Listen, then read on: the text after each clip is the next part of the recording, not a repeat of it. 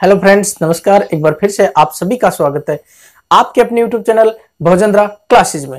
Friends, आज की video में हम पढ़ेंगे present perfect tense. Present perfect tense को पढ़ने से पहले मैं आपको एक बात बता देता हूं कि चाहे हम किसी भी टेंस को पढ़ें और किसी भी टेंस का सेंटेंस बनाएं तो हमारे पास में कुछ एक चीजें होना बहुत जरूरी होता है। तो देखते हैं वो कौन कौन सी चीजें होती हैं जिनकी सहायता से हम टेंस के सेंटेंस बना पाते हैं। तो दोस्तों, मैं आपको बता दूं, एक तो सब्जेक्ट होना बहुत जरूरी होता है और एक होना बहुत जरूरी होता है वर्ब। ये दो चीजें, इसके बाद में अदर वर्ड हो तो ठीक है, ना हो तो ठीक है। अदर वर्ड हो तो रख देंगे, नहीं होंगे तो कैंसिल कर देंगे। आज हम सीख रहे हैं प्रेजेंट परफेक्ट टेंस। तो प्रेजेंट परफेक्ट टेंस में हमारे पास में किस प्रकार के वाक्य होंगे। विद्यार्थी के जीवन में टेंस हमेशा टेंशन बना रहता है। ये बहुत ही सत्य बात है, ट्रू है, क्योंकि मैंने देखा है कि 50% ऐसे बच्चे होते हैं जो ग्रेजुएशन तक पहुंच जाते हैं लेकिन टेंस उनके समझ में ही नहीं आते हैं। तो मैं आपको बता दूं कि जो प्रेजेंट परफेक्ट टेंस हम पढ़ रहे हैं तो इसको पहचाने कैसे। विद्यार्थी की ये समस्या रहती है कि 12 टेंस होते हैं, पहचानना नहीं आता है बच्चे को कि पहचाने कैसे। तो क्या है इसकी पहचान? किसी भी हिंदी वाक्य के अंत में चुका है, चुके हैं, चुका है, चुके हैं, चुकी है। अगर ऐसा आपको किसी भी हिंदी वाक्य के अंत में दिखाई दे तो आप समझ जाना कि ये प्रेजेंट परफेक्ट टेंस का वाक्य है। अब प्रेजेंट परफेक्ट टेंस को पहचानना हमें आ गया है। अब प्रेजेंट परफेक्ट टेंस को पहचानने के बाद में हम सेंटेंस निर्माण कैसे करें। तो सबसे पहले मैंने आपको बताया था कि किसी भी सेंटेंस का जब हम निर्माण करते हैं तो हमारे पास में सब्जेक्ट होना बहुत जरूरी होता है, वर्ब होना बहुत जरूरी होता है, अदर वर्ड होना बहुत जरूरी होता है। तो सबसे पहले जानते हैं सब्जेक्ट। किसी सेंटेंस में सब्जेक्ट क्या क्या हो सकता है। तो सबसे पहले मैं आपको बता दूं कि सब्जेक्ट किसी सेंटेंस में नाउन हो सकता है। किसी सेंटेंस में सब्जेक्ट का काम नाउन कर सकता है। नाउन क्या होता है? नाउन किसी भी व्यक्ति, वस्तु, स्थान आदि के नाम को नाउन कहते हैं। मैं एक ही बात में अगर आपको कहूं तो दुनिया का कोई भी नाम हो, दुनिया का कोई भी नाम हो, आप उसे नाउन कहते हैं, कह सकते हैं। तो इसको नाउन को हम क्या कह सकते हैं? नाम। दूसरी बात, सब्जेक्ट क्या हो सकता है? सब्जेक्ट हो सकता है प्रोनाउन। सब्जेक्ट क्या हो सकता है? प्रोनाउन। अब प्रोनाउन कौन कौन से प्रोनाउन? देखो, मैं आपको प्रोनाउन यहां पर लिखता हूं। I, we, you, I, we, you, he, she, it, ये होते हैं प्रोनाउन जो कि सब्जेक्ट का काम किसी सेंटेंस में करते हैं। I, we, you, he, she, it. और एक होता है दे। ये प्रोनाउन हमेशा सेंटेंस में सब्जेक्ट का काम करते हैं। अब हमने सीख लिया कि सब्जेक्ट में नाउन हो सकता है सब्जेक्ट के स्थान पर, या फिर कोई प्रोनाउन हो सकता है। इसके बाद में बात करते हैं वर्ब की। वर्ब हमारे पास में दो प्रकार की होती है। एक होती है हेल्पिंग वर्ब, एचवी, एचवी का मतलब हेल्पिंग वर्ब, और एक होती है मेन वर्ब, एमवी का मतलब होता है मेन वर्ब। हेल्पिंग वर्ब इस टेंस में हम यूज करेंगे हैज और हैव, हैज और हैव। और मेन वर्ब का प्रयोग हम इस टेंस में करेंगे वर्ब की थर्ड फॉर्म का प्रयोग। तो यहां पर आप देख रहे हैं कि हम हैज, हैव प्लस वर्ब की थर्ड फॉर्म का प्रयोग इस टेंस में करने जा रहे हैं। इसके बाद में अदर वर्ड। अदर वर्ड कहें तो ऑब्जेक्ट, कोई सब्जेक्ट वर्ब के अलावा सेंटेंस में कोई और वर्ड दे रखे हैं तो हम उनको अदर वर्ड के स्थान पर रख देंगे, कहें तो ऑब्जेक्ट के स्थान पर रख देंगे। ये आपको आशा करता हूं कि आपको बहुत अच्छे से ये बात समझ में आई होगी। एक बार आप स्क्रीनशॉट ले लें, उसके बाद में आपको मैं आगे कुछ सेंटेंस बना करके सिखाऊंगा कि किस प्रकार सेंटेंस बनाए जाते हैं। चलिए अब हम हिंदी से इंग्लिश के सेंटेंस बनाकर देखते हैं। तो चलो पहला वाक्य देखते हैं हम। वह खेल चुका है। सबसे पहले हमारे पास में ये वाक्य है। अब सबसे पहले हम इसको पहचानेंगे कि किस टेंस का वाक्य है। तो मैंने आपको बताया था किसी भी हिंदी वाक्य के अंत में क्या हो, चुका है, चुकी है, चुके हैं हो, तो वो वाक्य प्रेजेंट परफेक्ट टेंस का होता है। तो अब हमने वाक्य को पहचान लिया कि प्रेजेंट परफेक्ट टेंस का ये वाक्य है। सेंटेंस को हिंदी से इंग्लिश में बनाएंगे तो अब हम उन सभी रूल्स को फॉलो करेंगे जो मैंने अभी आपको बताए थे। तो सबसे पहले हम देखते हैं सब्जेक्ट। सब्जेक्ट हमारे पास में वह है, वह को इंग्लिश में ही कहते हैं, प्रोनाउन है। प्रोनाउन मैंने बताया कि सब्जेक्ट के स्थान पर नाउन या प्रोनाउन हो सकते हैं।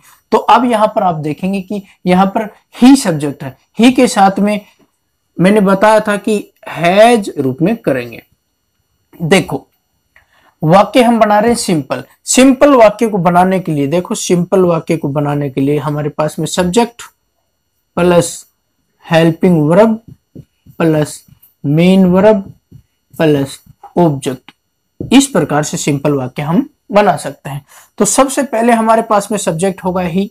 अब हम बात करें हेल्पिंग वर्ब की, सब्जेक्ट ले लिया, अब हेल्पिंग वर्ब लेंगे। हेल्पिंग वर्ब ही के साथ में कौन सी हेल्पिंग वर्ब आएगी, तो यहां पर एक बार मैं लिख देता हूं, ही, सी, इट या कोई नाम, ये अगर सब्जेक्ट में दे रखे हों तो इनके साथ में आएगा हैज। इनके साथ में कौन सी हेल्पिंग वर्ब लगेगी, हैज। अगर सब्जेक्ट के स्थान पर आई, वी, यू और दे ये प्रोनाउन दे रखे हों तो इनके साथ में हैव का प्रयोग किया जाता है। तो आप इनको ध्यान दीजिएगा।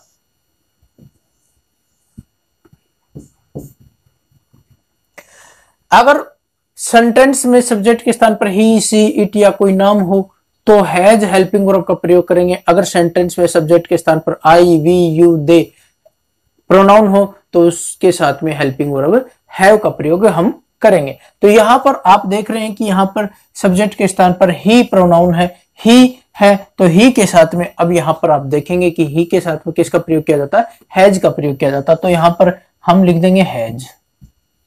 हमने लिख दिया ही, हैज।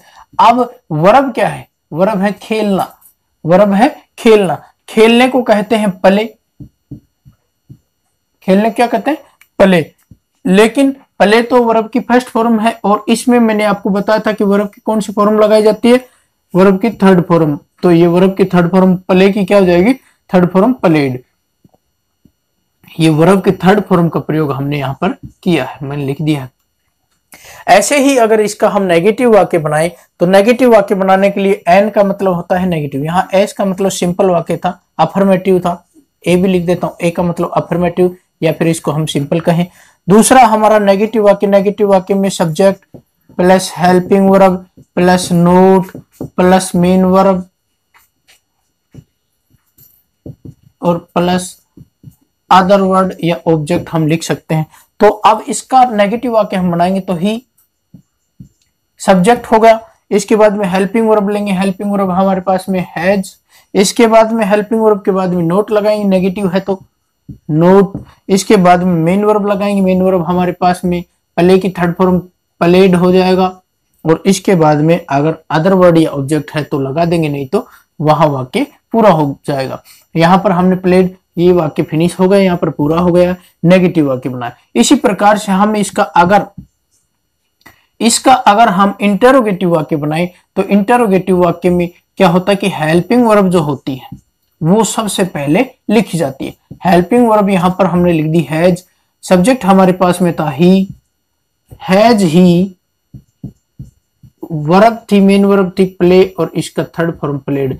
हैज ही प्लेड, क्या वह खेल चुका है, और इसी का इंटरोगेटिव नेगेटिव बनाए तो हैज ही नोट प्लेड, क्या वह नहीं खेल चुका। इस प्रकार से आपने देखा कि हमने अभी एक ही वाक्य का अफर्मेटिव, नेगेटिव, इंटरोगेटिव और इंटरोगेटिव नेगेटिव वाक्य बनाए। इसके बाद में एक वाक्य और मैं आपको समझाता हूं बना करके, और आप देखेंगे कि आपको बहुत ही अच्छी तरह से ये वाक्य समझ में आएंगे। एक वाक्य आपको और बना करके दिखाता हूं। आशा करता हूं ये वाक्य आपको समझ में आया होगा। तो यहां पर इसको मैं मिटा देता हूं एक बार।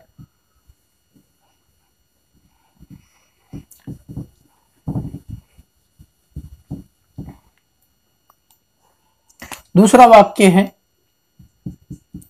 वह लिख चुका है। वह का मतलब होता है ही, वह को इंग्लिश में कहते हैं ही के साथ में helping verb present perfect tense में हैज के साथ मेन वर्ब की थर्ड फॉर्म लिखने को कहते हैं राइट, WRI, लेकिन राइट की थर्ड फॉर्म WRITTEN रिटन होती है। ही हैज रिटन, वह लिख चुका है। वह नहीं लिख चुका है, he has not, WRITTEN written, he has not written. ये नेगेटिव। अब इंटेरोगेटिव बनाएंगे तो सबसे पहले यहां पर हम लिखेंगे, हेल्पिंग वर्ब को लेकर आएंगे, हैज, फिर subject, has he written, WRITTEN, has he written, और अंत में क्वेश्चन मार्क लगा देंगे, और इसके बाद में has he written, has he not, WRITTEN written, has he not written. इस प्रकार से इस वाक्य का भी हमने सबसे पहले अफर्मेटिव सेंटेंस बनाया, फिर नेगेटिव सेंटेंस बनाया, इसके बाद में हमने बनाया इंटरोगेटिव सेंटेंस बनाया, और लास्ट में हमने क्या बनाया, इंटरोगेटिव नेगेटिव वाक्य बनाया। इस प्रकार से ये भी चार वाक्य हमने एक वाक्य से चार वाक्य हमने बनाकर यहां सीखा। तो आशा करता हूं आज का टेंस आपको बहुत अच्छे से समझ में आया होगा, और अगर आपको वीडियो अच्छा लगा हो तो कमेंट करके मेरे को बताएं कि आपको वीडियो अच्छा लगा है। धन्यवाद।